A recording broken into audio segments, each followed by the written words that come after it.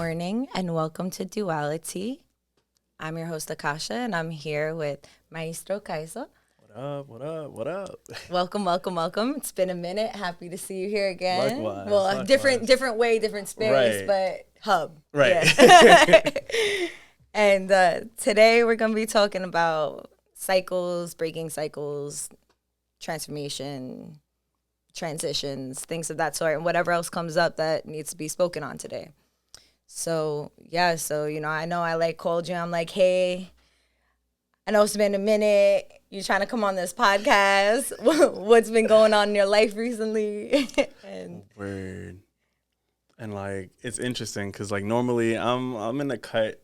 I'm very to myself. I just try to stay in my lane and just happen. I guess my lane is becoming a space where just because I'm in it doesn't mean that other people aren't allowed in a sense. So I've been trying to be less stingy with my energy and less stingy with myself and sharing and stepping out as a musician, as a person, and as a human, and then somebody who's doing the work and healing and breaking cycles and things like that.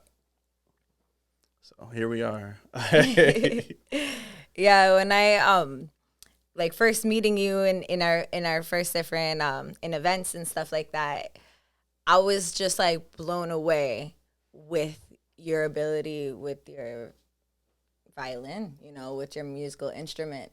And something that I thought was super dope about not only the songs that you were playing that weren't traditionally I've ever heard on violin, but you also creating your own, but the fact that you are so happy when you play, you are just cheesing, just going in, smiling, enjoying that so much. And I think that that's so important that we all find something. I'm yo, I want to find something that makes me as happy as when you play your violin. It was just such a moment where I was just so, when you look at people and you observe people in their elements, right? And in especially at events where you're in front of people, right? Where you see the different versions of ourselves come out. When we first step on, we might be a little bit shy or awkward, or, some people are just on instantly and they don't even have that moment of all right, let's get started. They're started. They've been started all day, Right. And there's everybody in between. And it's just awesome to observe people and see their craft and how they carry it. And that was something that stood out to me very much so when I first met you, when I first seen you. I was this is so dope. This human is great. I feel you're such a great person. Just energetically, just witnessing you in that moment of this. Oh, you're in your own zone. Whether we were here or not, you would be having the same experience. And that was so genuine and pure within itself. I just wanted to acknowledge that. Nah, thank you for that. I really appreciate that. And just my opportunities, yo, shout outs to Jatik. That's Shout the out, homie Ja. that introduced me to just the hub. And my first time out here, I just felt mad. I felt very warmly received. That's the best way I can describe it. It was my first time on Staten Island. I was looking around Mr. Krabs meme. But once I started playing, and I just felt the energy from when I was introduced to actually just walking through the door. It was just this is warm. And I'm very space conscious, so I can really feel when I'm filling out a space, if the vibe is being reciprocated and there's an energy exchange, like big water sign energy. But I just feel I'm very receptive to just the flow. Yeah. So that was something that I always want to come back. I know everything's been weird since this whole thing started, but if there's ever anything close to normal, whenever y'all ready and y'all got events out here, just hit me up. I will pull up. There's a bunch of stuff coming up too. I know, especially because it's getting warm outside, there's a lot of outside events. Ooh. So, you would definitely be getting invites from me and the people around me for sure. Yes. It's that, excuse me, reading a room, and when you're going up in front of people, that's a huge thing. It's you feel the energy. I feel everyone has the ability to, but it's whether you trust what you're feeling or not, right? So when you're up there and you believe it, you know it, it very much so is influential on your approach to your craft or whatever you're about to say or do. And I feel like big water sign energy, like for me, if it's like, you know, if I'm about to go do something calm, like a meditation or something, and say the energy is really high, like shout out to Alvin Dan, he had asked me to open up his music event. He had this whole music event with meditation. So we were at a bar, and we were like Amendment 18, and I was the first person to go up there and to sit on the stage and to set the space, you know, and it was very like hype energy. So I had to like adapt. Okay, this is hype energy. Meet them here and then take them down. And because if you don't adapt to those things, you know, then it's like you're coming in and no one's hearing you, because if say you're on this frequency and someone's on this frequency or vice versa, and something's high energy and you come in with super low energy, it's not going to resonate. You know, it's going to skip, right? And yes, I think that that's really important too, what you mentioned with that. Like that's for any performer, anybody who goes entertains in any way, shape, or form, to read the room and not be intimidated by the difference. You know, sometimes you go in and it's like, boom, like you said, warm, everyone's ready for this.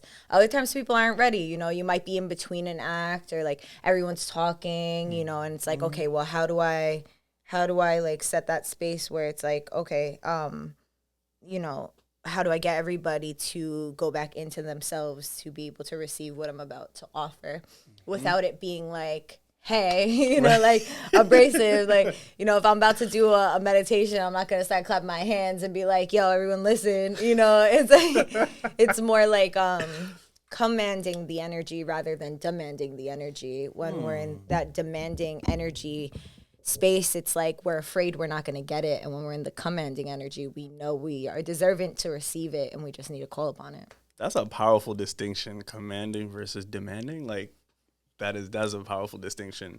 And just in like that same vein, low-key, I feel like a waterbender sometimes, where like just like the energy's already flowing and then literally just gotta hit it, just like a gentle nudge, like, and just kind of move it to where it, like, it's like we're all like, I feel like energy, sort of like, okay, so boom, so like we're energetic beings, right? Like off the rip, we feel energy, and it's like it goes and it flows, kind of like there's an energy current, it needs to go to a conduit. So I often feel like there's energy, like it goes where it needs to go. Like sometimes it doesn't reach people because they're not open to it. Also, that's a thing where like, that's a cycle that I needed to work on, like not making myself responsible for that. So like some people are right for the energy that they need. So like some people, like say for example, today, on my way here, I was on the train and I just like just glanced up around the train and I was just like, yo, this energy is mad weird. So I just took out my violin and started playing. I wasn't like going for any tips or nothing like that. I was just like, I thought today was Monday, don't mind me. And I was just like, I was over here thinking like everybody miserable because it's Monday, but it's just like, that was just that early morning rush energy. So I was like, let me see if I can break the monotony, add some music. And some lady comes to me, she's like, yo, I'm just always anxious in the morning and thank you for that. She just happened to get on the train and stand like right in front of me. So she was like ready for that energy. And like, I feel like the universe was like moving her to that spot on the train. And like, again, it was just like, I just wanted to share that. Like I was trying not to be stingy. I knew I was coming here, but I knew I wanted to play. And I knew that what I do is something that gives or creates a lot of peace and a lot of just comfort and just healing and all that good stuff. So I'm like, yo, I'm gonna play some music like right now, you know, like music is a universal language. Like, you know, even the fact that you did that, you know, and you felt tuned into like, okay, I'm gonna shift something, and someone's like, oh, thank God someone shifted something. Like I've been praying for something to be shifted, and then you were over there the conduit. Like you caught the vibe and transmuted it. And that's what a big part of breaking cycles is, you know, like catching the energy and then changing it for like transmuting it, alchemizing it into something better, you know, or into something maybe not better. It could be used in another word of like more useful for more people and less detrimental towards anyone around them. So it's like, you know, we have these different cycles and these different things that we all get into and that we all have. And then we have ancestral cycles, and we have, you know, if you believe in past lives, and there's those aspects. There's so many different aspects depending on the avenue. But if you're just talking about right now, 3-dimensional, this world, this lifetime, we all have cycles. It's just part of the world, you know, and some cycles are good and other cycles, could be Not so a good. little bit better. Like, And it's like, well, what are those cycles based in? I feel like is important to give a look at, like, okay, when did this cycle first arise? Did it come from a coping mechanism? Or did it come from a sense of joy that I was happy to start something? And when you trace back to the origin of the cycle, you can really see if it's worth keeping or not. Even if you are like, oh, okay, I'm feeling iffy about this. Because even good cycles sometimes are like, oh, okay, I feel like I need to change something. But it's still working. And maybe you're being invited to look at other aspects and change that, you know. it was the hand on the chin for me. Yeah. that is real. And like it's definitely okay, so um my journey into music, it wasn't necessarily like I didn't just jump up and say I wanted to be a violinist. Like that was like I started playing when I was 14. So like my first introduction to music was through piano, and then that was like reinforced by like being in the church. So like I grew up in church. I don't go to church anymore for a different conversation for another day maybe. But there was a very large sense of like this music makes people happy. It brings people joy, and it also I felt loved. So that created a cycle of like people pleasing and stuff. So like that connection of just like, when I'm musical, I receive love. Mm-hmm. So then it's just like what happens when I don't feel like playing music. Then I started to notice how I was treated. So that's why I feel like certain things like doing like podcasting and like stepping away from the instrument allows for me to present the human aspects of me, like what I think, what I feel, what I enjoy, because for a good while, like I just kind of felt like I was a walking source of entertainment for others. So it was like I really had to step back. I had to start playing music that I liked and like figuring out what it was that brought me joy, because I feel like if I'm out here playing stuff for everybody else, it's like what am I getting out of it? Not to be selfish, but like No balance. it's like, yeah, it's definitely Yeah. that balance. Like, and I sound better when I'm playing what I like. That's Mm-hmm. something that I also noticed. Like, I feel better when I'm playing the music I like, and it resonates way better. Like the whole tone is different. My breathing is different. Like everything is like when I'm in flow, like everything sounds better. So it's like getting to the source, coming back to like the beginning of the cycle is like I had to do like a lot of meditation, and this is like in the last like month and a half. I've been just like getting like I'm thankful for this pandemic, because like some of the stuff I've been thinking about, I would have never had the time to sit down and process it. So I'm like, heck yeah, I got I a feel like time. this pandemic sunned us all. It was like Yo. sit with that. Sit with that. Oh, you've been running from it? That's so funny. You can sit with it now for a lot of hours. You're not allowed out. Okay. Son, all of Like, us. I just like had an image of my cat, just like what he does to my little kitten, where he'll put his paw just right on his head. He's like, just stop, just cut it. Just think about what you did. You just scratched my eye. Just think about it. I'm not gonna do nothing else. Just sit with That is the perfect. it. Oh man. In I that was way. already- And in that way, I feel like I completely agree with you. Like, I remember when the pandemic first happened, and it was like, mass hysteria in a big way. And like, besides the fact that it was like a lot of people, a lot of different theories, a lot of different concepts, and the fear narrative being pushed in all of them. And then it's like, okay, so what do you believe in? And what is going to ground you in these times of turbulence? Because this isn't going to be the only time of turbulence in your life. This just so happens to be a global one, and that's why we can't disassociate out of it, because everyone's in it. But the reality is it's a wake-up call, because everyone already is in their own, everybody already was in their own experience of the trauma and cycles and different repetitive natures, and maybe kind of bypassing things that needed to be looked at, and or distraction, period, like distracting.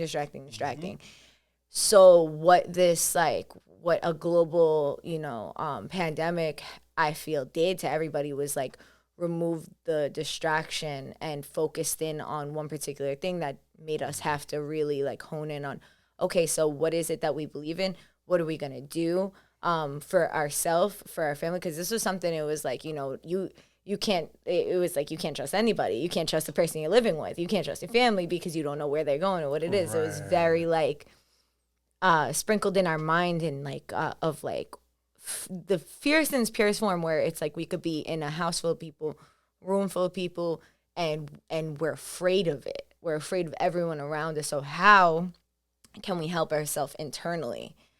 And that has been medicine in itself for many people that have, a lot of different things have come up for a lot of aspects, and like not to have any kind of insensitivity to those who have suffered losses, and whether, life losses and or house losses, business losses, so much compassion and understanding to that. And I could also relate and understand, people in my family, and I also had gotten sick at the end of the year last year. So it's not that I don't understand. It's not that I'm bypassing this thing and I'm like, oh, everything was good. No, shit was fucked up. Like, it was like, oh my goodness, like wild, so I'm not trying to like go over and be like, oh, everything was good. But for everything that can be, horrible, and there can also be another aspect where you can look at and see what you can learn from this and what you can grow from this. Even the most traumatic situations, you can grow from it. It doesn't necessarily have to be labeled as, oh, this is what I took good from it.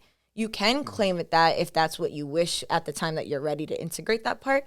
But nobody has to tell you that, oh, things are good, everything happens for a reason when you're over here struggling. All you need to know is if you are struggling, if you have struggled, especially during out this pandemic and any point in your life, you could apply the rule of what can I learn from this, rather than why is it happening to me, is like in a bad way, like, okay, why is this happening to me in general, just neutral, and be able to look at it unbiasedly, as if you were like looking at something under a microscope and start studying it in third person, so that you can be emotionally not detached, but emotionally objective. So you can really like not be immersed in your emotions as they come up, but kind of like be like, oh, anger, what are you doing here? Who invited you? Hi, sadness. What's going on? Who invoked you? Happiness, even happiness. Like, cause that's the thing. Like sometimes I'll be like that, a cycle that I've noticed within myself is like, something will happen that will be like not so great, right? And I'll like learn, and I'll get in this like exactly what we're talking about, the cyclical thinking of like, okay, what do I need to learn from this experience? And then after that, it'll start getting like manically happy. Now everything's in alignment and everything's going really well. So I went from here to up here, and it's not sustainable, because the thing about life and the thing about even in our literal DNA is it's like this, right? It goes up and down. There's an ebb and a flow. Now, rather than to be like, okay, this is good, it's not to say like it's like prep for the bad. No, it's like learn how to be graceful within the transition. So when it's going up, to accept it, but to not be like, oh, my eggs are in this basket, I'm rooting on this, I'm going to tell everybody about it, and this is what it's going to be. Just take it as it is. Okay, I feel good about it, but the mass, like, the abundance of happiness, and it's not to say to deprive yourself of happiness. I just know, and I'm speaking for myself and my experience, is like in those cycles that I've noticed is like I'll get too reckless with my happiness, that then I get like slapped down, lightning strike, crash and burn, and I'm like recouping for months, like, oh my God. And now I'm like in shadow work pit of like, this is why I do everything, and asking myself why, and going back. And in those places I have to, especially for those who really are big on self-reflecting, like I cannot stress enough, if anybody who knows me and experienced, like had any conversation with me, knows that like I'm a big advocate, huge advocate for shadow work.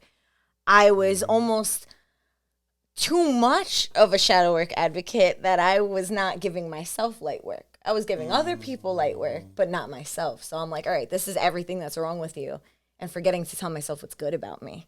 So that could look like manic depression. That could look like you don't want to get up. You don't want to do things for yourself because you're so aware of all of the bad cycles, and feeling hopeless, like I don't even know what to do about it. There's too much. And then, so I highly, highly want to recommend and remind anybody who's listening to this, who will listen to this in the future, who's listening now, is like, take that time to speak greatness into yourself, especially at those moments when you're identifying why you are the way you are, and give that forgiveness to yourself and whoever else is involved for you, and learn to grow from that cycle rather than getting swallowed up by it. Because we can look at a cycle and be like, oh, I want to change this, and they get swallowed up with how it even existed, and not change it. Actually do it more. Right. Wow. Huh. No.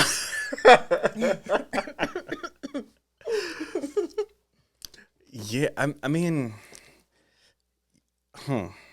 okay. So like, I feel like I'm resonating with. Okay, so I'm gonna vibe with the latter end of what you said, in the sense of like getting so caught up in like the negative cycles and forgetting to give like to remind self like, hey, here's what's great about self. Like me to myself, I'd be like, hey, Dev, what's going on with you?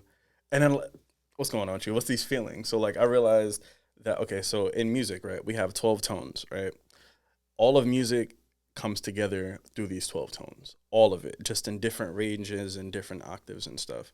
So I like to believe that like those 12 tones are like a metaphor. I'm not saying we only have 12 emotions, but I'd imagine that like if we had 12 emotions or just 12 energies or whatever, these are the things that we're using. Like this is any combination of these things that we're using to formulate our senses, our realities, and things like that. So I've just been coming to a space where I've been understanding that I'm comprised of emotions and energies that come out at different times to tell me different things. Like, so I'd say in regards to emotions and like the ebb and flow of them flowing between them, I'd say, I guess my toxic thing. You ever be like in a really good mood and then you just sit, like say you happy, here's happy Dev. I'm just like, yeah.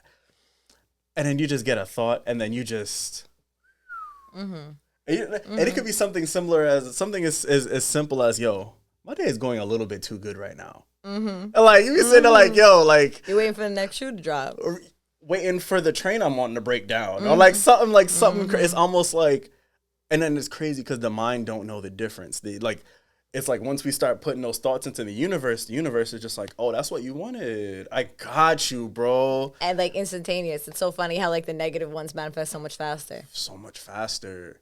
So like I've just been trying to like get a better grip on, again, like the flow between the emotions.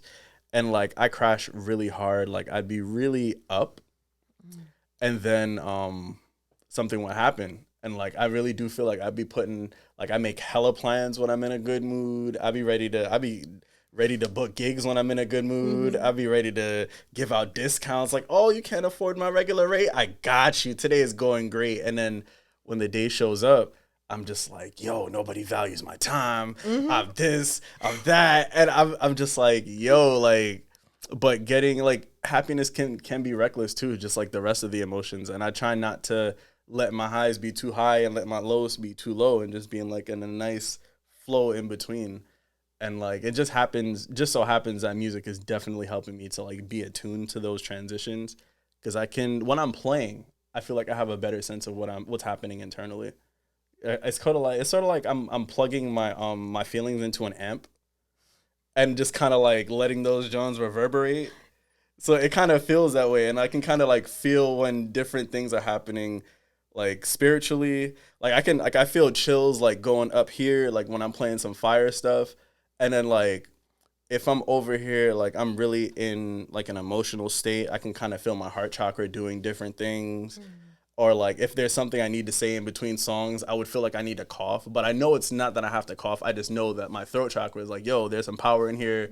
We need to cleanse that. It's dangerous coughing out here nowadays. It's that you cough and you sneeze, the whole entire room look you dead in your soul. Like, what you doing with that cough? You know, where is it? Is there more? Should we be expecting more?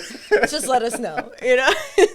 It's like, it's just my throat chakra. I need to say something. So I have a question. Yeah. So like in like going through because you say you've been playing bass, right? What has it been like for you in your exploration? Because you're like super spiritual. I can feel it. Like it's magic. That's why I'm over here like. right? Yes. So like as you're playing your bass, what's happening for you? So what you were saying was resonating with me. Like it's gives me a direction in like you said, like plugging my emotions into an amp. Like when you said that, I was just like snaps. You know, it's very much so, especially because it's new. So I'm not instantly good at it, right? But at first I was. Right? Oh. So when I first played, I got a fretless electric bass.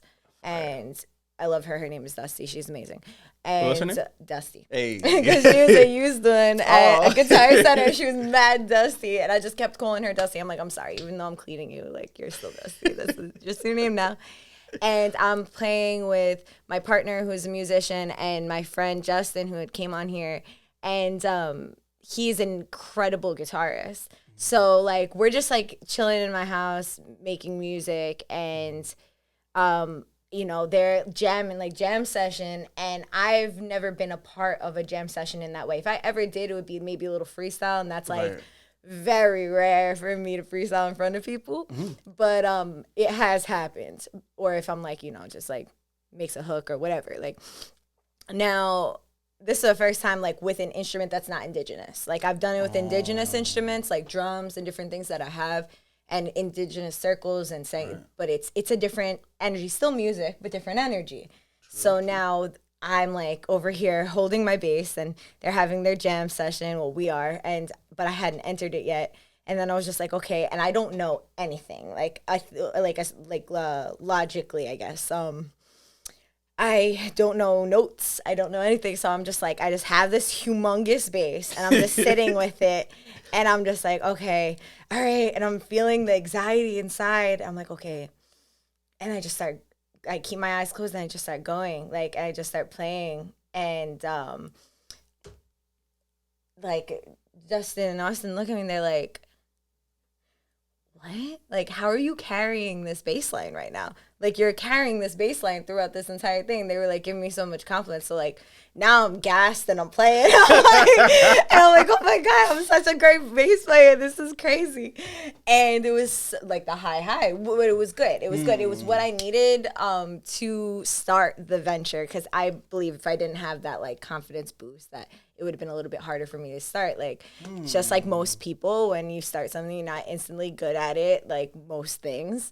It's very discouraging. You're like, I'm so great at other things that, like, I'm a newborn baby with this. And, you know, then your brain will start getting to, well, I should have started this earlier. Well, I'm this age. Why can't I play bass? Like, what? Like, what? Why are these thoughts even existing? You know, and like the committee in your head starts coming at you. The committee. So it's like, I had to, when that happened, like, okay, I had that great time, and it was just like awesome. Now after that, a shout out to Julia, my bass teacher. I went to one or two lessons. I need to go back to her. I said to her, I'm like, I'm not coming back until I get this down, because it's pointless. Like, I need to do my part. I need practice. So I've done the beat it bass line. Oh. And like I was like, oh, because I want to do a bass line that I liked. Right. Dun, dun, dun, dun, dun, Yeah, that's a dun, fire dun, bass dun. line. For the first bass line, I'm learning. I think I got a little adventurous, like, because especially the stretch when you go back up. And then I was like, okay, let me get an acoustic. I wanted to get an acoustic mini bass so I could just have it with me everywhere. Because the thing was, I was getting frustrated that I couldn't play the bass all the time unless I was home, because you need huge bass, amp, things like that. And I'm like, okay, let me see if there's like one online. I'm like looking, found one for a decent price. I'm like, okay, I'm gonna invest in this. And I just take my bass with me everywhere. And I was practicing. And then one day it just like started to like really click more. As I've been playing throughout that time, it was like, I feel like I got worse and then I got better. Like right before I actually got the bass line, I got worse. And I like couldn't go back and forth. And like, I don't smoke often, but I had smoked one evening. And I literally, it's like my hands were too disconnected from my body. Like I'm trying to do it and I'm just not even I wasn't even hitting the right strings. Like I'm pulling the string and it's like the G string and I'm trying to hit the E string. I'm like, yo, like what is happening right now? This is the whole other side. There is 4 strings, sis. Like, what are you doing? You know, and but I got to sit with myself in those processes and like be like, who am I when I'm not good at something? You know, who am I when I'm not good at something? Like, do I make it everyone's problem? Or do I sit with myself and give myself patience? Who am I, you know, when I plug my emotions into this amp, what is amplifying back at me? What is yelling at me the most? And it was like, for me, like the not good enough, the not good enough, the not worthy wound. Like, then I call it the not enough monster. You know, you're just macking and then all of a sudden this big not enough monster pulls up in your mind. It's like, actually, nah. Like, actually, like, oh, you thought you looked good today? Nah. Let's find every imperfection, everything that you could possibly find wrong with the situation and outfit and look and vibe and hinder you from escalating to the next space. And what I've learned and sat with that has been like, it's even the not enough monster is trying to protect me, although it has outdated beliefs. That part. And it's like, that part. And that's been like one of the biggest integrations with trying to break any cycle is like, no matter how much like chaos a cycle can bring to you, at one point in life, we develop this coping mechanism to protect us and to keep us feeling safe. And a lot of times it's like, you know, and I've been, you know, I feel like attracts like, I very much so believes that. And like a lot of people that I interact with and really resonate with, I feel like we have similar energies of where we come from with our like different resonance. So that could be for good things and that could also be for negative, necessary like coping mechanisms and stuff. So a lot of times when I have these conversations with my peers around me and like the people around me in general, it's like that constant thread of fear of success, fear of elevating, fear of being seen, fear of being like, maybe not fear of, but like not feeling worthy. And these aspects that can have all different reasons and why they were instilled in our childhood and our core belief systems.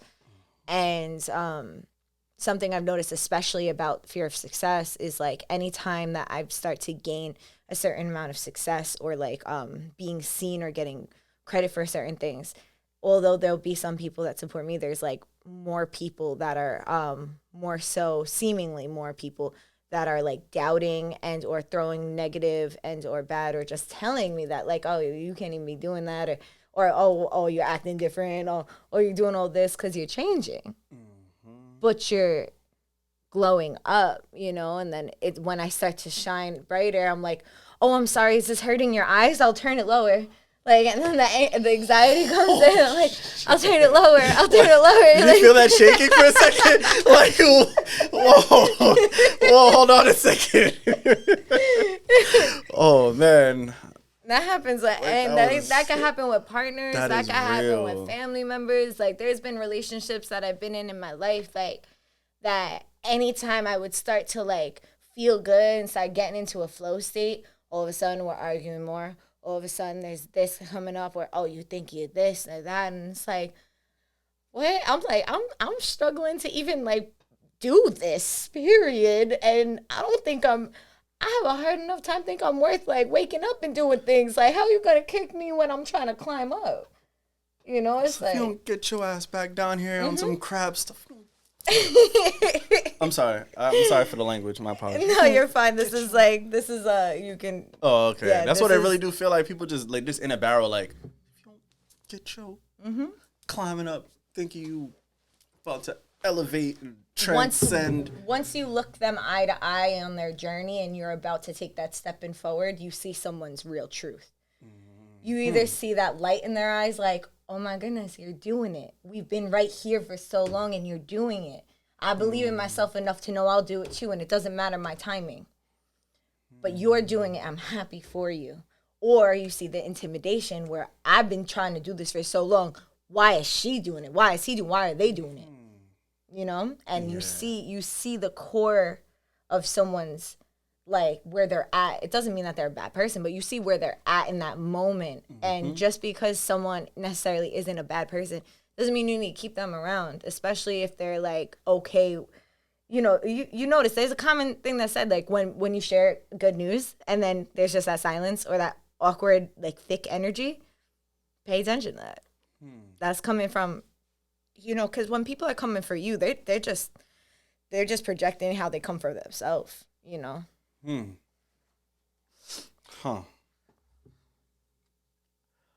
I just want it to be said, and I need this on record, that I am glad I left my house today. All right. I just needed that to be said. I just need that to be understood. It's like, Yeah. I'm very grateful, like very grateful. It's like in the span of maybe like, okay, so I've been playing violin for like 15 years, right? I think it's like 16 this year. I don't remember. But in that span, I've seen a lot of reactions from my like people that look like me and people that don't look like me. I'm not gonna make this a black and white thing because it's not. It's just literally people that look like me and people that don't. And the reactions that I've gotten is usually like, yo, I'm not used to seeing people who look like you do what you do. And I'm just like, okay, I get it, granted. And then there's also the perspective of, so that same statement means something different from who I'm hearing it from. So usually, like me, I don't like to be the only person doing something. I feel like they're just like, yo, we don't normally see black men playing violin. My first question is why not? I just want to know why not. Why do I have to be the one holding the flag, running to the goal with it? But then after a while of just kind of being I don't know, a reluctant leader. I call myself a reluctant leader. Like I'll lead, but like I really feel like that. I really understand that. like so it's like one of those things now where I'm like stepping out and like again, I like you were saying, like that fear of being seen like is so real. Like I've wanted to not be seen for so long that, you know, now that I'm actually stepping out and like doing things, it's like, why wasn't I doing this whole time? It's like I needed this, like my soul needed this, like my soul actually wanted to be seen. And like doing this thing for like in my 16th year of playing violin, it's like I see the power in it. And I feel like that's just a testament to like it's always going to be a journey. Like even when I'm at like 35 years playing the violin, I'm sure I'll have a completely different challenge. And I think I'll be revisiting those feelings of just like fearing of ascension, that fear of being too great, that my day is going a little bit too good. I think like something weird is gonna happen, and I just feel like it's one of those things for me. Okay, how do I explain it? I'm using this sort of like analogy, just explaining that like I'm going through all of the things that I'm going through to reach this space where like I'm always gonna need to level up. I'm always gonna be leveling up. I'm always gonna be like revisiting these cycles. And like I heard this analogy a long time ago where like if you cut a tree down, don't cut the tree down, but if you cut it down and you look at all the rings, you can see where it was at in its journey. So I feel like applying that, you know, to us, we can look back and see like us in our various stages to how we got to where we are. Like when we picked up certain cycles, when we started to engage in certain behaviors, like when we felt it was making us safe, and then when we started to see like, okay, this software is a little bit outdated, I might have to uninstall it and like put something new in. And like I feel like Defrag and clean up. defrag and clean up. And like my analogy these days is like I feel like our software or like our hardware is working properly when it can be upgraded. And I feel like we're broken or like we're malfunctioning when we're unable to evolve. When we're just like later. Yeah. Install later. Install later. Remind me tomorrow.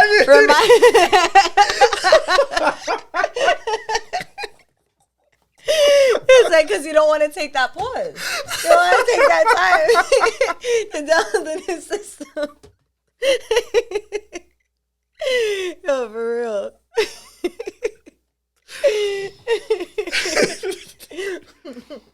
Yo, it's something very powerful about just I don't know. It's like I just graduated college in like 2019. Yeah, class of 2019. So like I got my degree, and everybody was just like, "Yo, what's next?" And I'm like, "I don't know."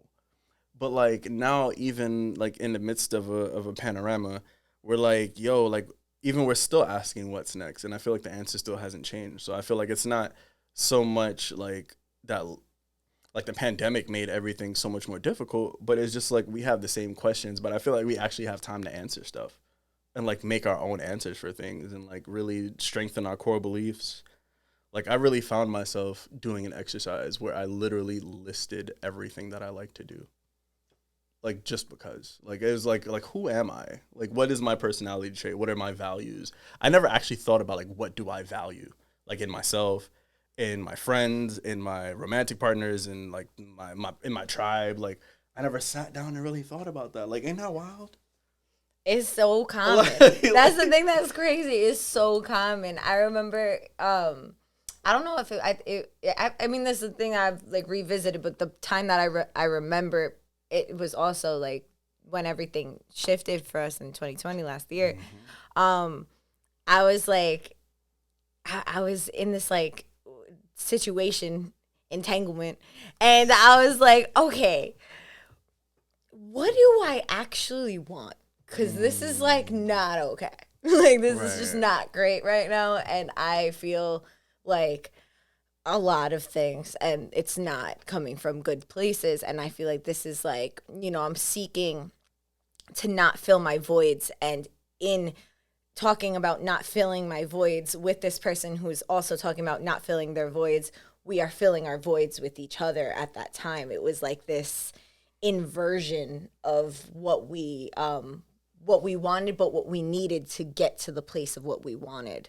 So it was a really great stepping stool because me and this human like really understand each other on a very deep level. So it's like, our like caveman minds are like, oh, well, if you really, really, really understand each other on that deep level, then probably romantic, right? And that doesn't always have to exist, Right. And it's so once I was like sitting with that, I've always been a person like synchronicities and like, oh, okay, this happened, this, and like following the line. But we can't just get so wrapped up in just following the synchronicities because things can be aligning you, but that doesn't mean that that's the one.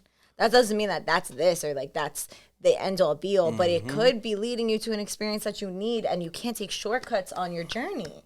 So with this experience with this person, early pandemic last year, and prior to that, like I learned so much of what I really wanted. And then from that point on, like also like friendship wise, another situation had happened too, a few different things.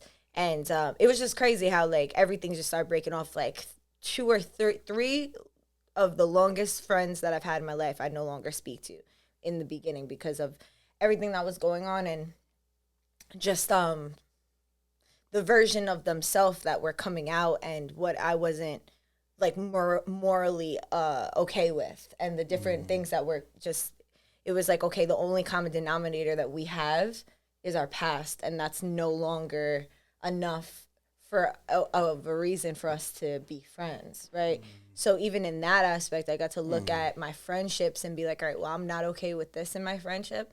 I'm not okay with that. And it doesn't mean that we have to be the same people, but if you don't believe morally in the same things, like I can't endorse you. I can't support someone who is supporting things that hurt people when that is just not my belief system. I can wish you well and hope that you can find that peace within yourself to stop hurting yourself and others, but I can't allow you in my space and in my energy.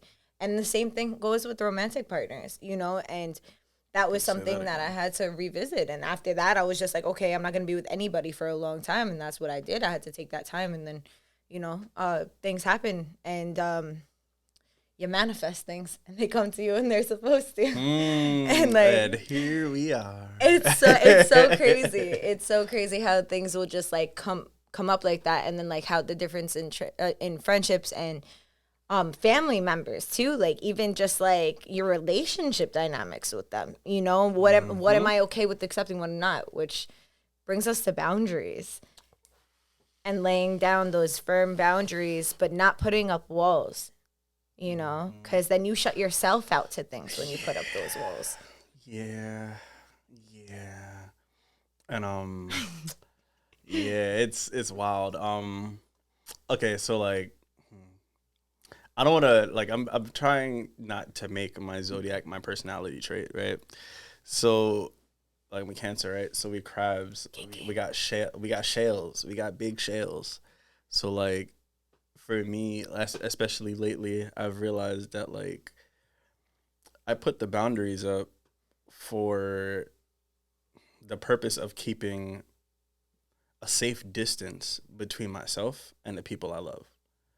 And like I feel like before I used to view boundaries as something as like I'm being rude, I'm being like disagreeable, uncooperative, like everything that people say like, you know, to like I don't know, like moving different, moving funny, stuff like that. But now I'm really thinking about it. I'm just like, no, I really do feel like not that I should have been doing it sooner, but I feel like this is a healthy way to operate where I'm just this is coming from somebody who has literally spent the better part of my life like using my art to make other people happy.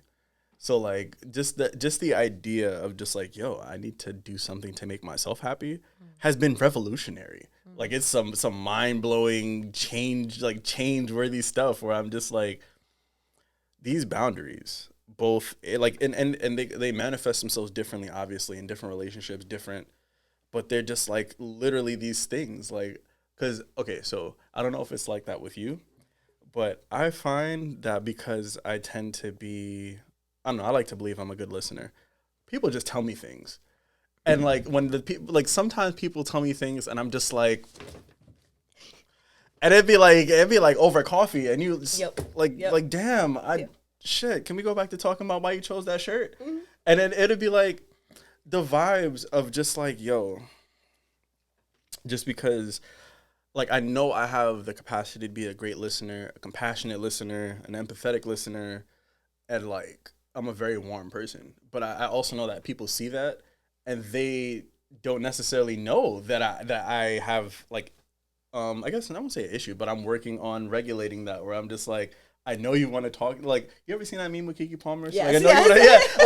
Like I feel like I was thinking about right before you said it. Yeah, it's like I know what is it? What is she saying? It's like I know you want to talk to me all day or something, but like, but don't. Please don't. Yeah, please don't. Like, because I will listen and like I will definitely drain myself to just be there for you. Yeah, and like I'll be just. You know, they say you're not supposed to let your gasoline tank go go below a certain amount. Yeah. Like that be me. Like I'd be over here like, no, I can get like two more drops out the tank. I can get 2 more miles in. Yeah. It's gonna be fine. Like I'm gonna make it. Yeah. Now my car's on fire. So like, yeah. Go figure. Yeah. Or you're broke down somewhere and now you're late to everything and you don't have time. Get a ride. Yeah. And nobody's doing that for you. Not that you should do things for other people to do it, but it's just like the reality, you know. And I really deeply feel that it's something that, you know, empathetic people in general, you know, people, I don't really like to use the word empath as much because it's just very mainstream and I feel like it's watered down, you know, pun intended.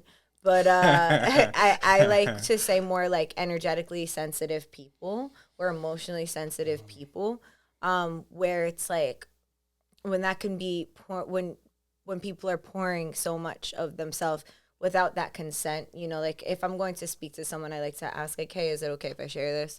You know, or like, oh, are you in the space to have this conversation?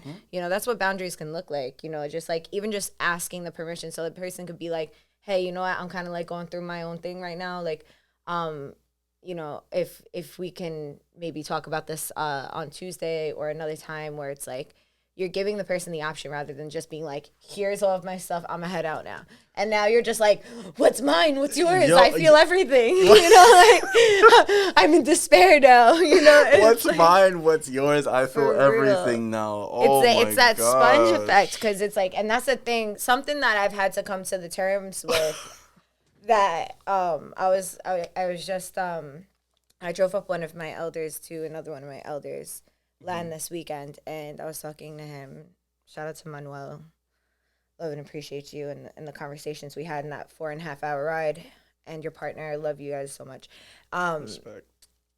he was saying, we were talking about how, also Cancerian, Yeah. we were talking about this topic and how it's like the only person that's going to put the boundary is us, and like how to make that, you know, sometimes in the process of learning, when you've allowed and allowed and allowed that to happen for so long, it can start as an extreme when you're starting to set boundaries. Now it could be like a bite, like, okay, I need to go, like, oh, okay, this. And it's like, at first it can be like a little bit, you know, abrasive, and it'll transition into what it's supposed to be. But it needs to start somewhere. So if you went from not saying anything for so long and you're saying something, it might not be said the right way, you know, you own up to it, apologize, and do better the next time, but keep saying what you need to say and keep structuring. You know, people will take as much as they can take, whether they mean to or not. And the thing is, you could even be the draining person in the room. And we need to identify on those days that, oh, okay, maybe I didn't actually ask if this person was ready to have this conversation. Maybe because I like to address my emotions as they come up, that's not the same style as somebody else.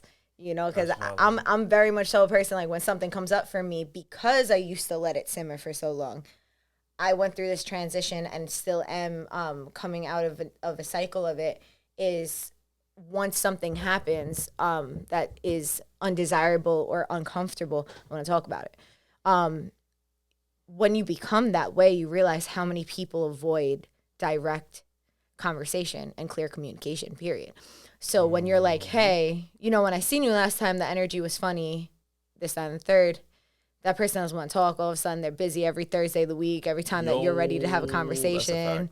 And that's a whole fact. It's like also just understanding that, or you do have the conversation and it doesn't go well, you know, also taking that accountability that maybe you to ask a person, hey, do you have the time? And if they keep avoiding, then you just got to let it go too, you know? It's like, and then it'll come around when it's supposed to. Like, people also have coping mechanisms that if you feel like they're going to confront you directly, they have a coping mechanism of maybe like fear of conflict, you know, fear of, or even just discomfort or being scolded or being seen in their shadow self, you know, because we all have it. We all have capability. And that's why, like, I constantly come on this podcast and I'm like, I say it all the time, and I don't know, I don't care if I'm corny at this point with saying it. I 8 Mile myself all day. Like, when Eminem 8 Mile myself all day. Like, when Eminem goes to, like, Pop Doc, he's like, I do live in a trailer with my mom. I do this and that. I do that all the time because it's, like, an illusion that people will have, like, oh, you're so spiritual, right? But people don't know what you were doing back in the day. I'm like, oh, really? You want to talk about when I was selling weed and giving crystals out with it? Like, what do you want to talk about? Because we can talk about it. You know what I mean? Like, and it's kind of stripping that fear base or that power that people can kind of have, and that is also developed because of the fear of your growth and or you being seen. Like, when people knew me when I was younger, it was very different. Like, I've always my core self. But speaking in front of people, speaking on a podcast, you know, speaking in front of people in general, and being able to not turn beet red and make eye contact and actually say words that are like, that mean something, you know, it's taking a lot of work. I didn't just come up here and be able to do that one day. And it took me putting myself in uncomfortable situations and circumstances over and over again, because I knew what I was doing wasn't only for me, but it was for the greater good of other people around me to feel heard and feel seen. And for the people that aren't, say, so great at being really social or extroverted, to know that they can do it too. Right. It's just a matter of, like, things are always going to be afraid that, you know, right before we went on the podcast, I'm like, oh, I get a little nervous every time, you know, because it's like, because that's the truth. Like, but I'm going to still do it. You know, it's like looking fear in the face and being like, I'm not going to run away from you. I'm actually I want to give you a hug. Come here. And fear's like, what? And you're like, come here. I want to hug you. And fear's like, I know I'm scared. It's like, I know. I see you. That's the point. Exactly. And to do it anyway is the biggest, you know, I think Will Smith is the one who said it. The other side of fear is everything. To really, you know, I feel that. Go on things and like the other side of fear. And that's the only way you're going to break any cycle. Because there's going to be discomfort. There's going to be fear. but to not avoid it, you know, to go into it and like to plant your feet firmly as you walk, knowing that you're walking with a purpose. Right. And like seeing what it is that, even if you don't necessarily know the end outcome, just knowing that you're supposed to do something for yourself and for others. I feel that. It is interesting. I recently made a maybe I don't know if it's an important distinction, but I kind of drew a line between like conflict, which I feel is inevitable, and drama, which is completely avoidable. So like I feel like if like in any relationship, you know, be it familial, platonic, romantic, I feel like if we agree all the time, then somebody's lying. I just feel like we can have things in common, but we can't have everything in common. We're not the same person. That's weird, and I want it to stop. It's just weird to me. like it's just like, you're like, who's people pleasing, me or you both? Okay, right. We need to stop. I've been trying to break this cycle. We can't enable each other to do it. It's just not it. Yeah. And I feel like the conflict is how we manage conflict is a major thing, because I just feel like if we can disagree in a healthy way, we can vibe. Yeah. Like, we don't have to, like, literally, if your favorite character is Karapika and mine is Kahlua, I feel like we can all get together and watch Hunter x Hunter regardless. Or, like, if I personally feel like Itachi is a scumbag and you don't feel like Itachi is a scumbag, we should still be able to watch the series and appreciate how many times he gave Sasuke the business and said, "Little brother, relax." Where do you stand on that? I think... Where do you stand on Itachi? Hold on. it was the zoomed in you know, it was like you were like where I'm at is that I feel like Itachi was a complicated character, and I feel like he was somebody who's worthy of respect, regardless if whether we didn't agree with his methods or like what he did, anything like that. He was just somebody to be respected. Yeah. But yeah, I feel like we could have a disagreement about that, right? Yeah. But I feel like the unhealthiness is like, you know, if we're having the same conversation, and then like somebody else is listening in, and it's like, yo, I don't like what you said, and I'm gonna go kick your violin because I felt like what, you know, like just off of your idea, and I'm just like, that's drama. That's completely unavoidable. And at that point, that's the kind of stuff I'm trying to avoid. Yeah. I'm just not interested at all. Like conflict, I can get behind conflict because if, you know, we're working together, it creates growth when done in when both people are in level-minded and also are able to like be objective to their own thoughts, you know, and not think that they're completely right the entire time. Right, because like when we're in conflict, it's not me versus you. It's you and me versus a belief or a thought. It's the ideals, your ideals versus my ideals. It's not. Right. You know, so like we not beefing. It's like, you know, it's our belief systems can either come together and vibe, or we could, like, I don't know. It's just. Which also could be broken down to a defense mechanism too, though. It's like with. Like this topic is ringing a bell for me because in particular, I can get very passionate when it comes to arguing on things, right? And especially with my partner, he can attest, especially to this topic. Right. And it's like, for me, it's not like, okay, you don't believe what I believe. What makes me angry in an argument or you know, debate or whatever you want to call it, is when I feel like you're not considering other things. So it's not like, I don't get mad when it's like, okay, you believe this, I believe this. That's okay, and I'm completely okay with accepting that. What I get like riled up about is when I don't feel like there's space for what I'm saying or someone else is saying.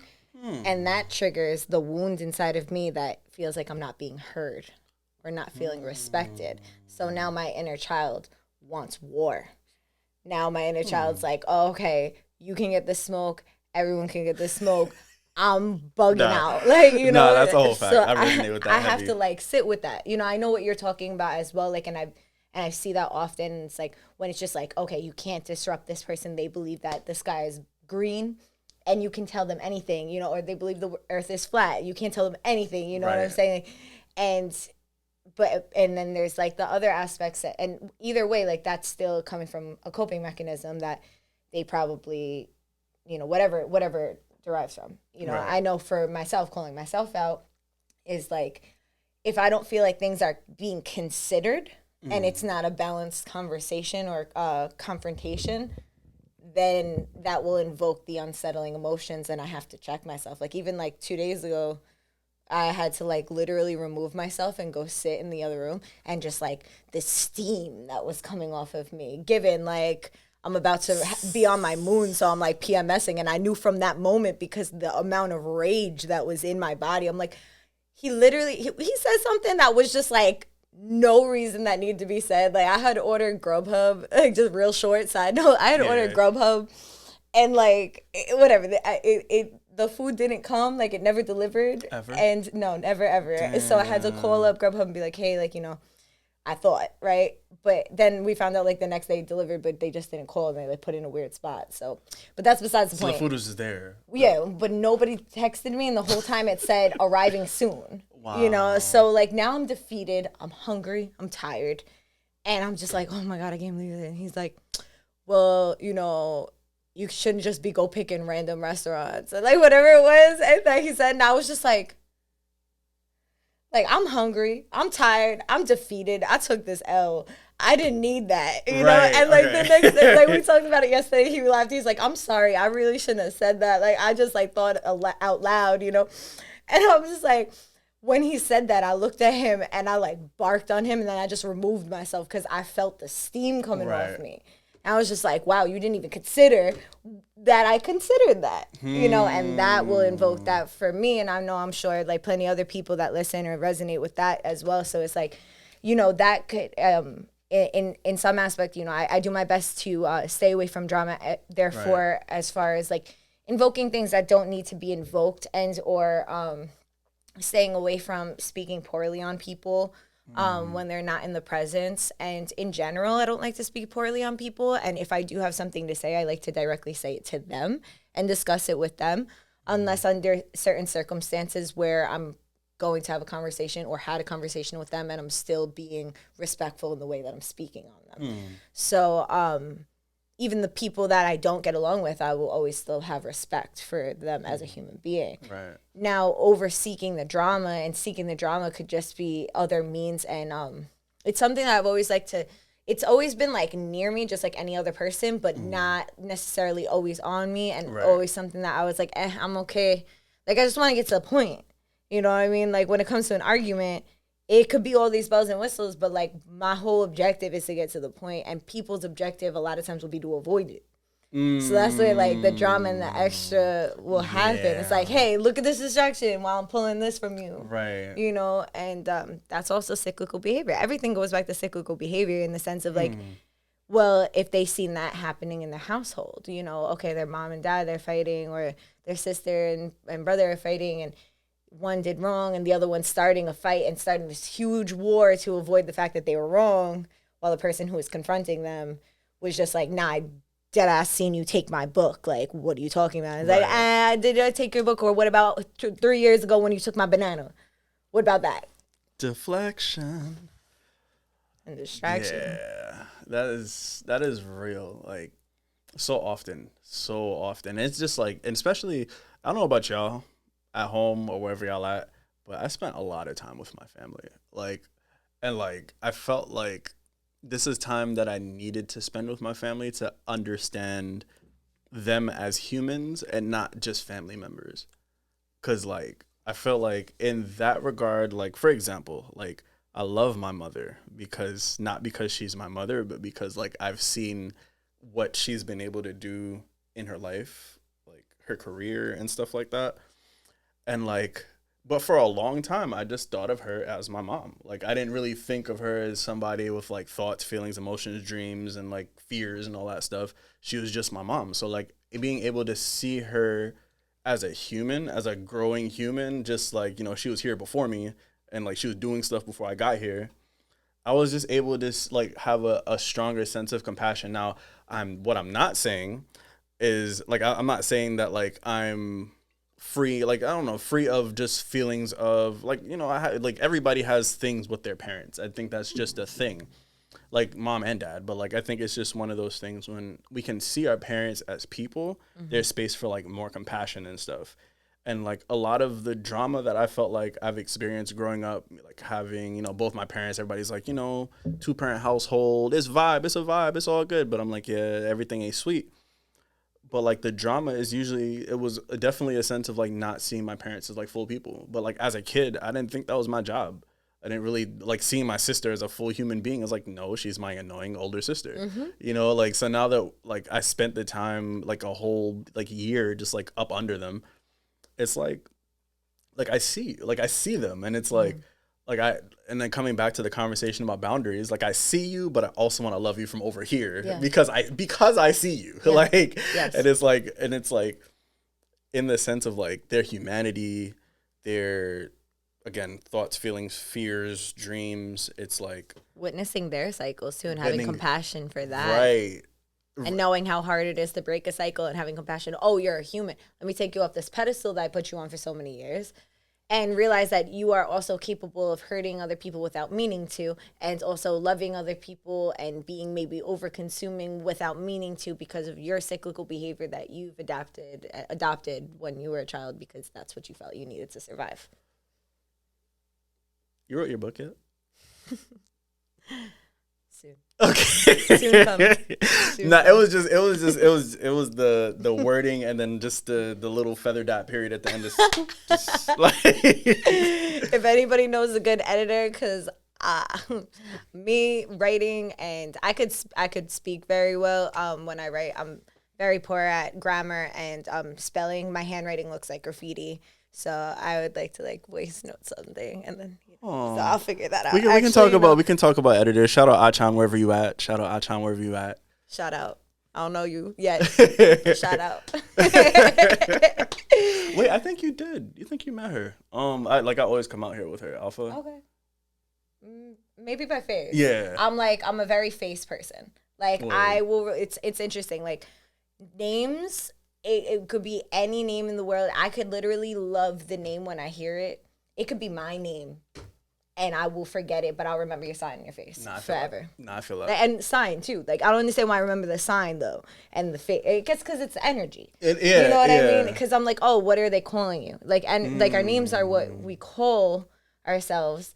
And sometimes that energy aligns with our energy, and sometimes it doesn't. Sometimes it could be an energy we aspire to reach, and sometimes it could be something that is very personal, so we don't necessarily have access to that energy when it's being invoked. Huh. Names. For real, like I unpack names all the time because I get upset. Like I was literally working at Starbucks, right. And I'm like, why? I'm writing people's names. Like I would have to ask them like 4 times. Like, what's your name again? I'm sorry. Okay, how do you spell it? Okay, cool. Boom, boom, boom, boom. Because everybody throws like dirt on the fact that everyone spells bad at Starbucks. I'm like, I'm not even gonna give you the space for that because I spell bad in general. Like, just tell me what it is. Oh, okay, your name is like Brit. Is it with 2 T's? Is it just like simple names? I'm always asking how to be spelled. Nonetheless, like more complicated or unique names that I'm like. Funny enough, I end up spelling those ones right, like off the rip. It's just interesting how it works. But I unpacked names because of that. Also because my own name, my own birth name, and my spirit name that came to me. And tuning in with those energies, it's just interesting how we remember people. Like, there's people I've met so many times that I'm like, I love this person so much.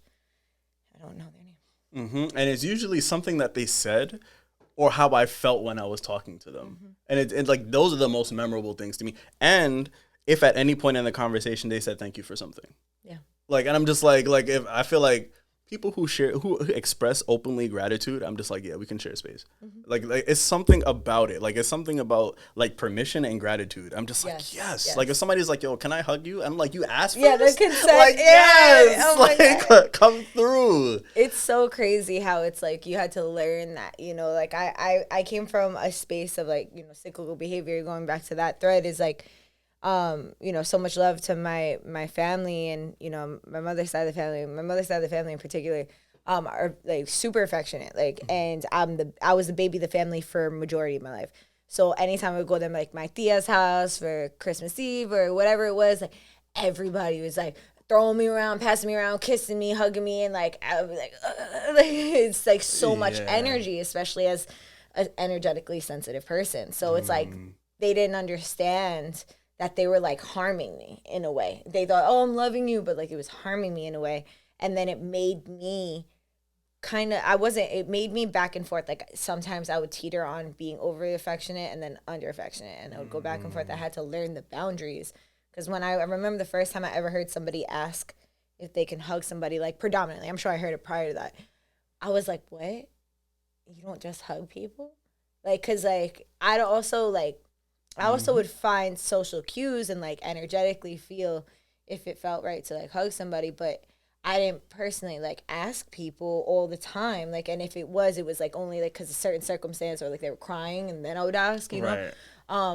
But then I'm like, because like for me, when I cry, like majority of the time, I don't want to be touched at all, you know? So it's like, Word. I had to, once I unpacked that trauma within myself and I gave myself permission to accept that my family members that meant to give me love actually harmed me in a way, and like that I can not be mad at them for it, but accept them, have compassion for them, and also have compassion for my younger self that had an overabundance of something that, you know, people want so much. You know, some people don't have any affection, they want it so much, you know, but also to remember to not compare journeys. Just as someone can you can stub your toe and you can be completely fine. I could stub my toe and it could be bothering me for a week, you know, like I could cry about it, you know, and that might not be the same way or vice versa, you know. So it's like we can't measure our trauma by other people's traumas. We can have compassion for their journey, but it's not to be compared, you know, just compassion for yourself, compassion for their journey. So within that cycle, that consent thing is so big. Like now it's like I always ask consent before I hug people. I mean, prior to COVID too. But then now it's like when people ask me if they could hug me, I very much so a lot of times say yes. Like rather if someone goes to hug me, I'll swerve them so fast now. Like especially COVID. Like I'll be like, whoosh, like, you know. Yeah, it's so interesting. Like, and it, All right, so hear me out. Hear me out. All right, so here's my thing these days, right? So like, I'm like, I have my times when I'm like, again, I read off the vibes, and then other times I just like straight up ask, and then other times I would just if it's like unclear and I don't feel like asking, I would just go for like a fist bump or like an elbow or like one of these things. Like we could like rock paper scissor it. Like but like the level that I feel I gotta be at to just like I don't know, just trustingly enough, just go for a hug. Like it has to, like we gotta be like I don't even know what we gotta be, but like staring each other in the eyes in a long field and like gearing up for it. Yeah, it has to be so obvious because like, and especially as a man, especially being a man, like I have borderlining. Well, all fear is irrational on some level, but like I have like an irrational fear of like touching somebody when they don't want to be touched. Like whatever well-intentioned, whatever. I'd rather just not touch anybody. Yeah. And I like unless it's clear, like, yo, would you like a hug? And I'm like, and they're like, yeah, I'd love a hug. And I'm like, word? It makes it more special too because it's like, oh, you want this, I want this, we do this. Right. And it's like you know you're both open to receive. Exactly. Which goes to our other conversation before is like being a conduit, being like having that energy, right? And like guiding water, right? Guiding energy. And if you have that, like asking for a hug is guiding the wave and the flow of energy into the right place. And if you're like, and if you're not, then you're just kind of like splashing somebody, you know? Right. And it's like, they were like, yo, I'm literally trying to dry off. Why would you splash me? Now this person's angry. Right.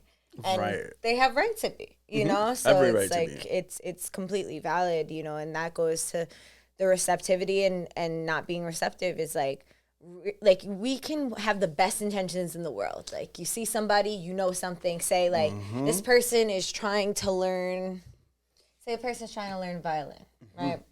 And you're like, yo, like, you know, you feel like you can help them with a specific something that they're trying to learn. And they don't want to learn from you, you know? And they don't want to learn because whatever internal things they have, or maybe are projecting, or, oh, like, you know, I'm trying to learn this. I want to learn on my own. You know, maybe they have like issues with, in the past, anytime they ask for help, that it got hung over their head. So they're having this internal debate.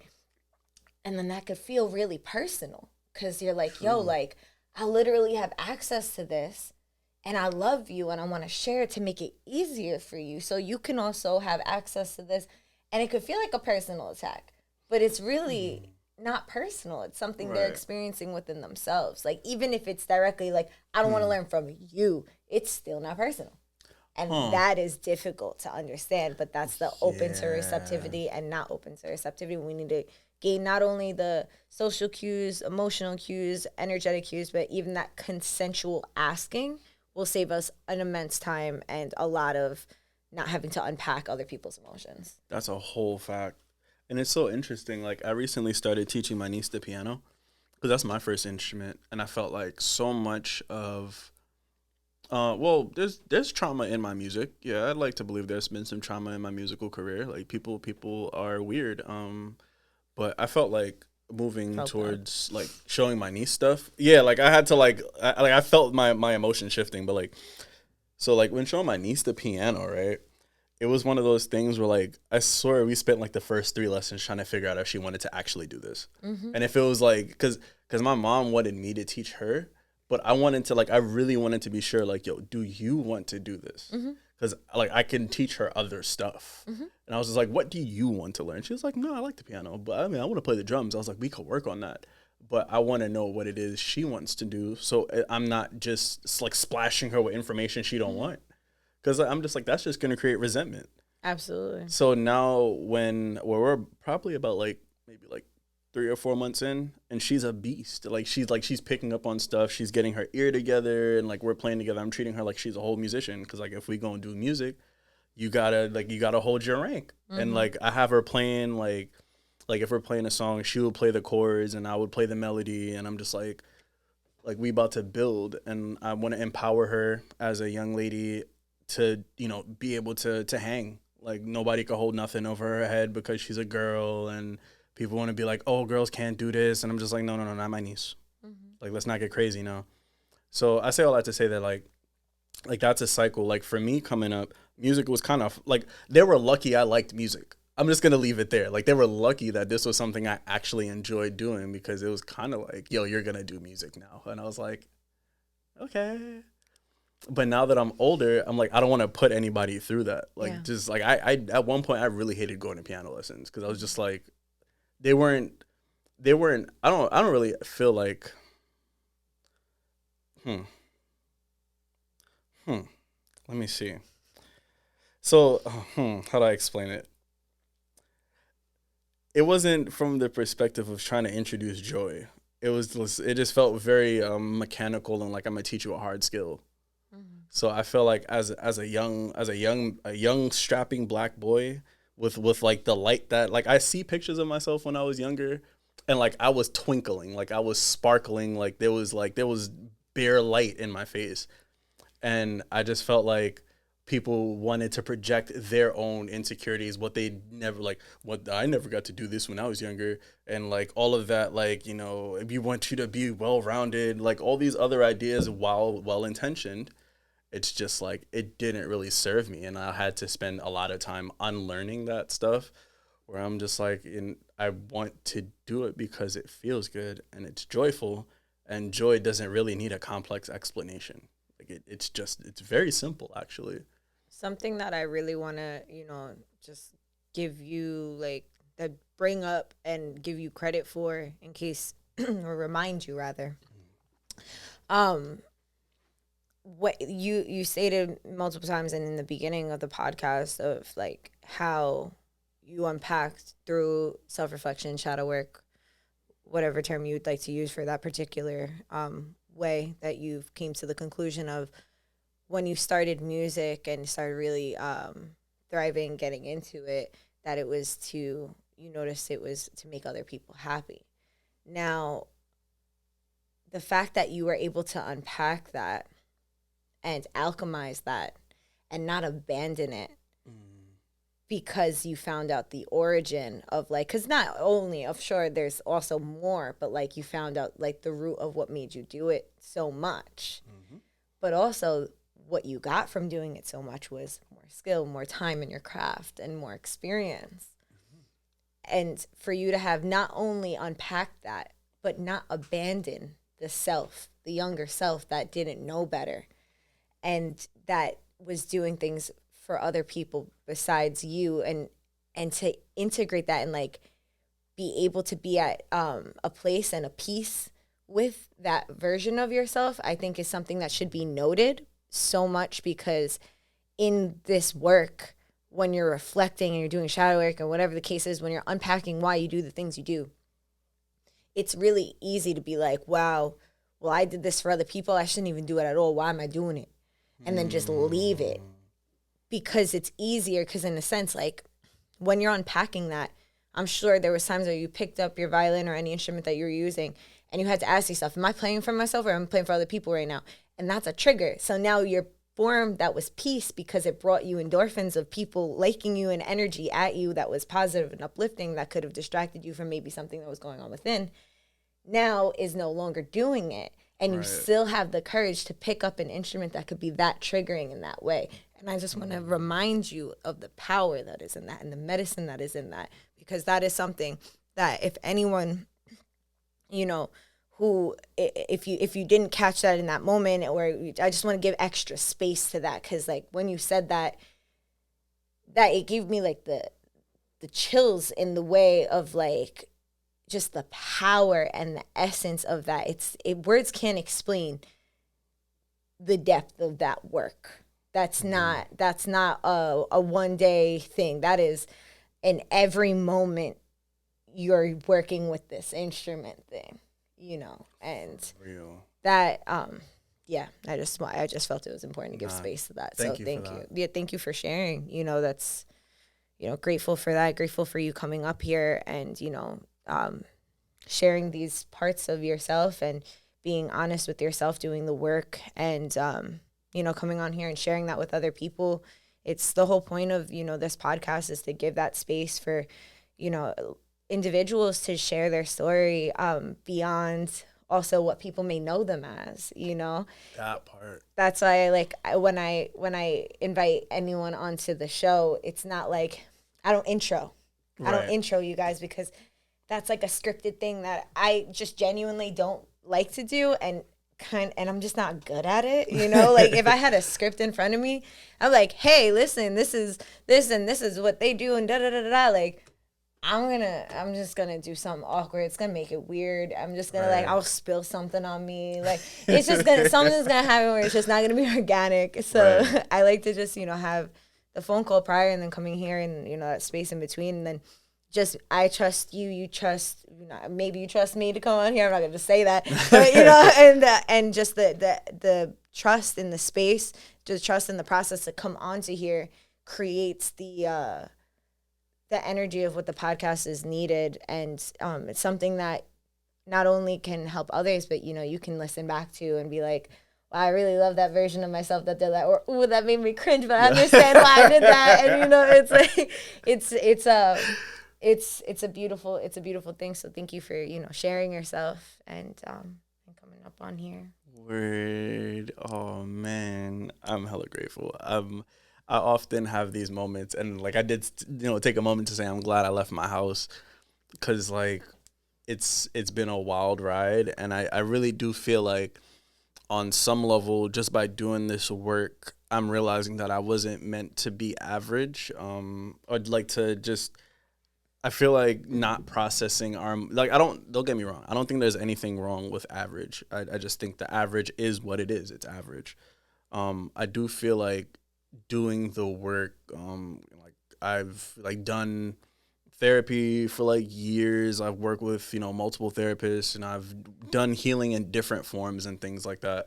So I was just like, yo, I had a lot of moments of like, this isn't working and I want to do something about it. And I feel like that's the kind of stuff that makes me not average. And I feel like stepping into that and like really receiving light and like letting it supercharge my being so I can like be an example on some level for others. Like I don't know if I was ready before, but like I'm ready, more ready now. I'm more ready. I'm more ready. I felt that so deeply, that whole process. Like I was like, oh, let's not get crazy now. Like you're like, okay, ground. Mid-sentence. Yeah, no, I mean that's beautiful, and you know, I wish you the best in all the journey, then what you choose. You know, it's all just, it's so, I love hearing people's stories and their experiences and how they go about the dips and turns and the cycles and breaking the patterns and learning. And it's like, we all have the capacity to do so. And it's like, mainly, you know, if I was going to say keywords about breaking cycles, I would say discipline, compassion, awareness. Yes. Consistency. Perseverance. Yeah, consistency. Perseverance and consistency. For sure. Yes. For sure. And it's like, because we all have the capacity to do it, you know, and if you're aware of these cycles, it's because you're supposed to break them. You know, a lot of us are breaking not only our own traumas, but the ancestral traumas that we may not ever even find out fully in this lifetime to the capacity, you know, of where the origin is. But, you know, you look at your parents, you look at the people who raised you, look at your siblings, and you can see the cycles over and over again. What is the common denominator? Good and bad. And, you know, to be mindful and pay attention to these things. And, you know, to have that courage to stand up and be like, nah, you know, I'm going to change this. You know, like, oh, okay, you know what? I'm not going to do this 9 to 5. I'm going to, you know, become an entrepreneur, or like, I'm going to, you know, open up a business, and whatever it is that's going to break that cycle. You're worthy, you're capable, you know, and so are they. You know, they might just not have the capacity to, or access to that mindset. And, you know, it's a privilege to have access to this mindset where, you know, a lot of our ancestors didn't have the capacity to do that because they had solely like focus on surviving and like what they were going to eat, what they were going to hunt, and like how they were going to stay warm, you know, and to live in a world that we have so many things so accessible to us. You know, giving that awareness, but also having the compassion for those days that you just want to stay in bed, because it is a lot. And take that time and take that day and stay in bed and give yourself that time. And, you know, if you don't take that time to take off work for a few days or do whatever, then, you know, if you don't make time for, what is this saying? If you don't make time for your health, you're making time for, time will be made for your illness. Yeah. There we go. Yeah. Because I know where you were going. I just didn't know the wording for it. But I was having a hard time. It was it was processing. I was like 4 different quotes, like Dr. CB, and 4 other people were coming into my mind. I was seeing like memes and stuff. I'm like, all right, get it out. It's on its way. It's like cooking, ding, ding. Okay, we're ready. Okay. But for real, like, it's like, you know, the common, not so many, I think almost everyone's cycle in this lifetime is like, oh, I don't have time for myself. I gotta do this. Yeah. Oh, I don't have time for this. Oh, yeah. You got to make time for yourself. Like, every time someone says that to me, I intensely look at them in their soul, and I'm like, you have to make time for yourself. Yeah, you have to. It's like, we're literally of no use to anybody if we're not taking care of ourselves. We gotta pour into our cup. You know, we have to pour into our cup. If your cup is empty, you're not doing nothing for anyone else. You're not hydrating anyone else. You know, if you realize, like, oh, okay, not only can I refill my cup, but I can, you know, go find a spring and tap into that spring and have a flow and show other people the spring where they can fill up their own cup. So now I have this space where I'm getting filled and other people can get filled, but I don't have to just be filling up my bucket, going over, emptying it, going back and trekking to go get it. Because who's doing anything for you in that time, for your space, for when you emptied out your bucket to your walk back? Right. Now you're dehydrated and you're reflecting on how much you give to everyone else and you're mad, you know? So it's like, please take the time to give to yourself, you know? And, you know, they say, teach a human to fish, you know, and then they'll be doing that. they'll be feeding themselves and other people, you know?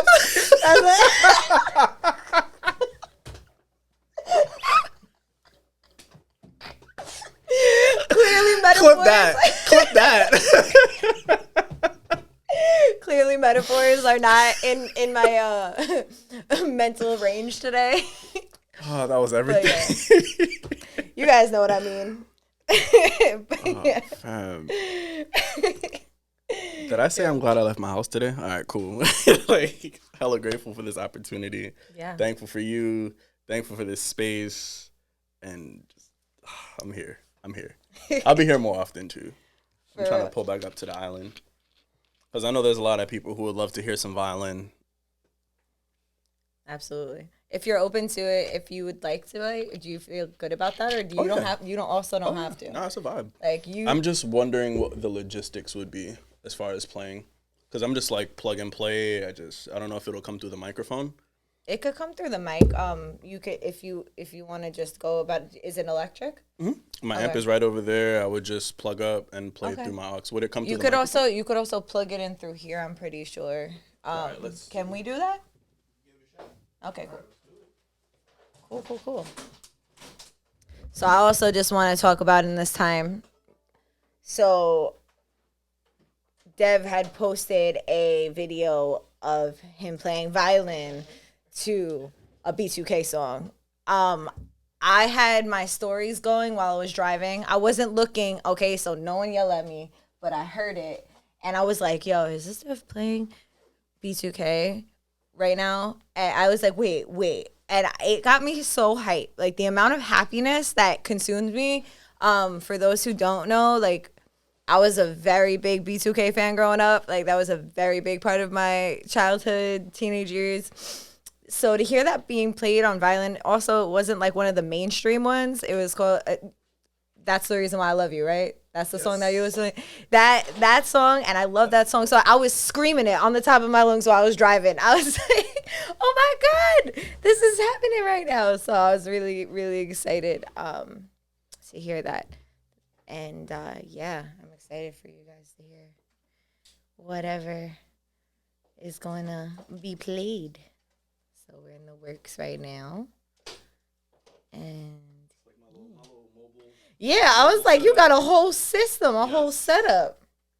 Cool. The little upgrades. But yeah. Also, you guys, I'll read to you. And that's it. Today's May 18th, right? No? What is it? Is it? Yeah, today's the 19th. Oh, it's the 19th.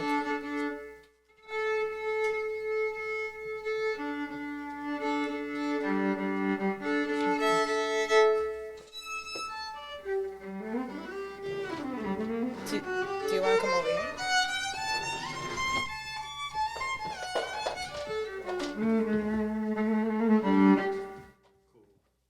Oh, that was just, you were just starting up? Oh, yeah. Okay.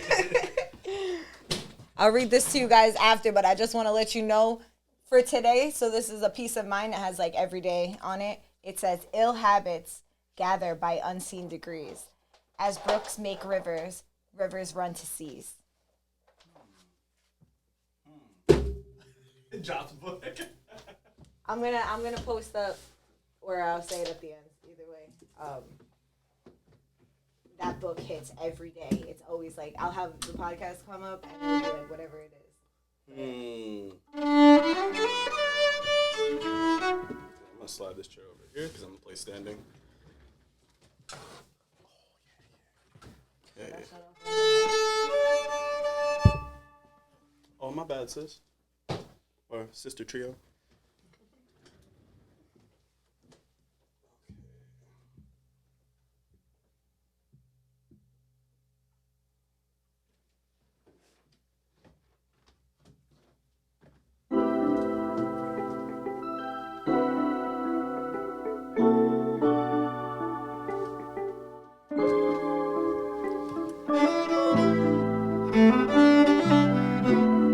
Actually, hold on. Let me see something. I want to do something.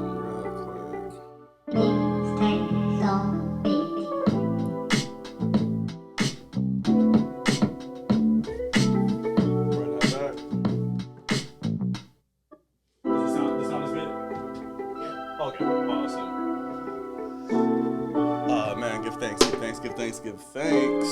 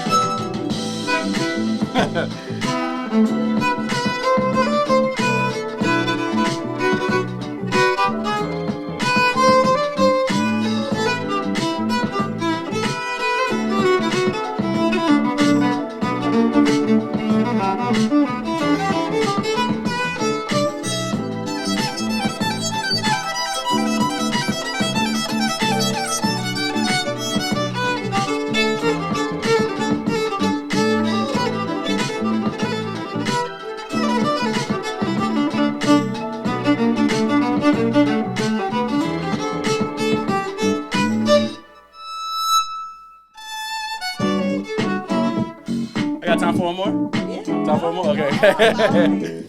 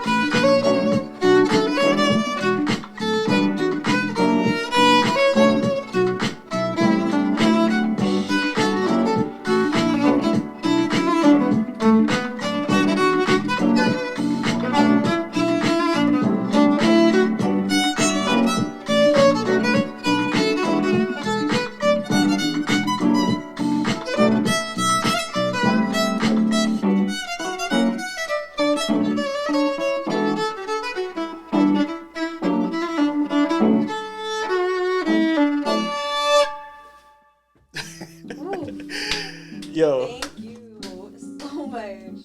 Yo, one of my people said it sounded smooth like shea butter. Yo, Fatu, I appreciate you. Shout out everybody. Shout out all of y'all. Yo. Appreciate all of y'all. Yo, we on Duality podcast, y'all. So I'm just wanted to share that with my peoples. I'm gonna catch y'all later. More vibes coming soon. Word. Thank you for that. Thank you for that. You just blessed this whole space and everybody's on here. I love the fact that we're gonna be able to like listen to this in the future, and then it's just like, okay, boom, here's this awkward transition, but a transition into a masterpiece of what just happened. I'm like, I'll work on my transition. Nah, it's all good, and it's like.